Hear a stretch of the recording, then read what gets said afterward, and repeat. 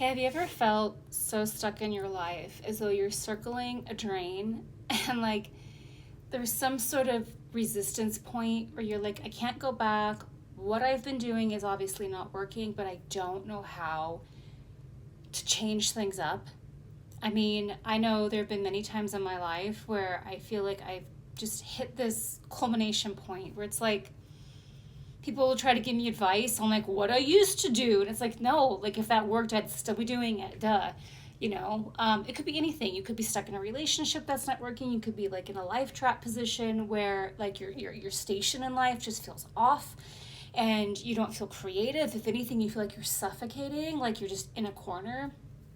These are the moments in our life when we are, in my book, I call them resistance points because it's time to shift. And the more we resist that shift, the more uncomfortable we get. Now, sometimes they're really painful. Like I talk a lot about astrology. So if you're having like a Pluto transit, it's painful. Like it's crippling, like on a psychological level.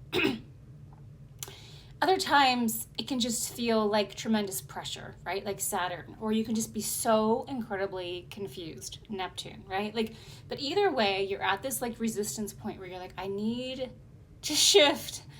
And you just feel like you're at a loss to figure out how to move things forward.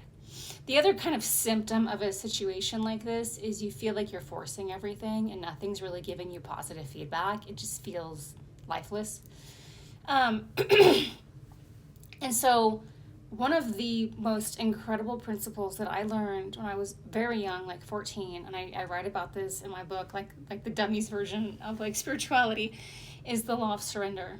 And I've talked about it before, and I'm going to talk about it again because I think it's incredibly relevant to understand that surrender is ultimately the only way through, right? So typically when we're at this resistance point, I call it a resistance point because we're like, I can't handle any more blank. So we're resisting whatever that status quo is inherently because we're just so adamant that we want out of it. We're so sick of it. We're so over it. We're not like, oh, this is great. I love it. We're like, if I have one more day of stagnation, if I have one more day of confusion, right?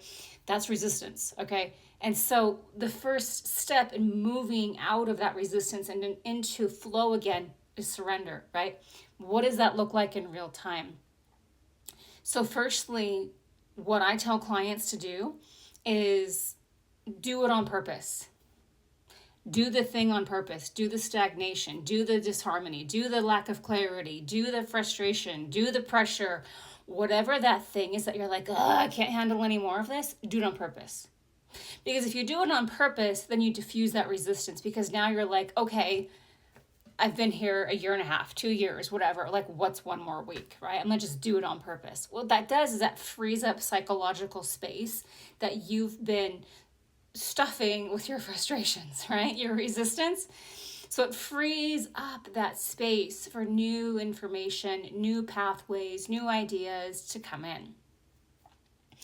And basically you have to say to yourself essentially, I'm willing to take responsibility for whatever will get me through this next phase. Because the only reason you're at a resistance point is because you've outgrown your modalities and life is trying to teach you another way.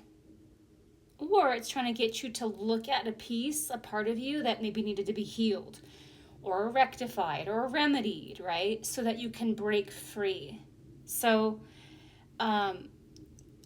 just to give you a personal example, a recent personal example, I was stuck in apathy for like 5 years.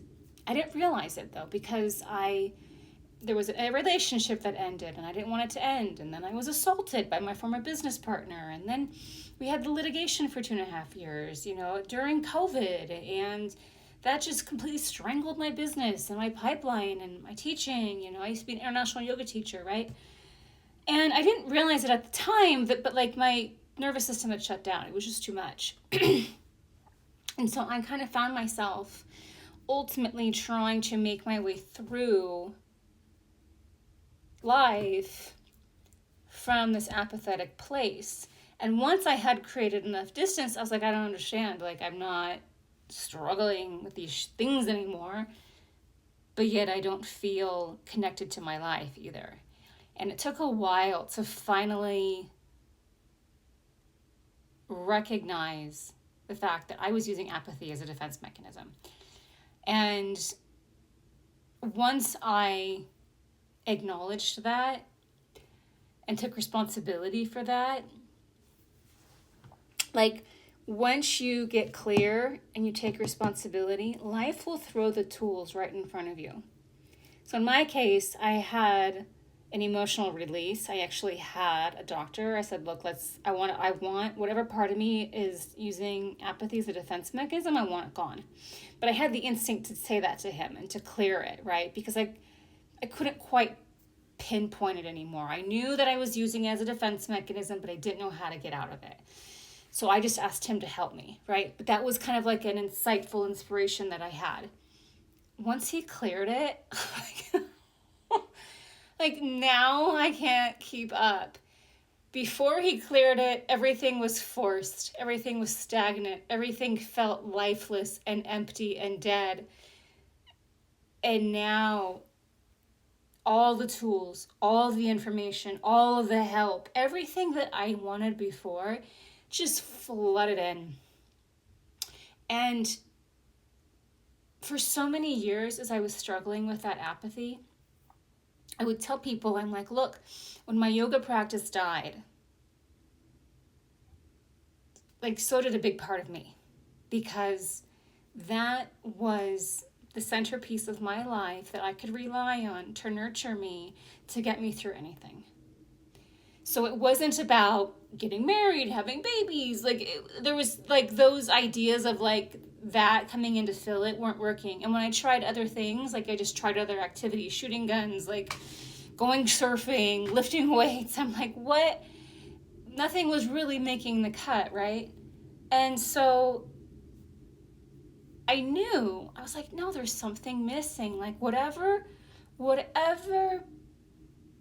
clears out so things can align properly, whatever that is, it'll be something that nurtures me. It'll be something that I can dive into, that's mine, that I can take possession of, and it will nurture me in return. Because that was the thing that I lost, like through all of it. Like that was what I lost pretty much like the most. So even though all these other incidents had happened and they had kind of shocked me, it was losing that relationship to myself and something I could engage in that was the most impactful. And the other night, it just hit me how excited I was about my business now, because I've completely revamped it. I love what I'm doing, and I love what I'm doing, but I just felt kind of disconnected, like I was going through the motions. And it hit me the other night. I was like, wow, this is something that, like, it's a baby that I'm creating, essentially, and I can put energy into it and see what happens. And I just lit up with joy, because I knew finally that paradigm shift that I needed, right? The apathy was gone. I could reconnect, and I finally was able to say, hey, I can have a relationship with this thing that's mine, that I can test and try and lean on, or just like my yoga practice, right? Like that was that thing for me. It wasn't always pleasant. Like there were plenty of seasons of my yoga practice, 22 years, that sucked, but it was mine. And it just always gave me a peace of mind and some nurturing, right? And so the other night when it hit me like a ton of bricks, I was like, that's what I've been seeking, and that's what this is. So if you're struggling to have a breakthrough and to be on the other side, do it on purpose and say, hey, universe, whatever it is that I need to take responsibility for so that I can move myself forward, I am ready to do that. And then just leave yourself open. It's called active faith, and it works every time. I've had so many of these in my life. And the best part is when you get to be on the other side. So, like, share, follow for more.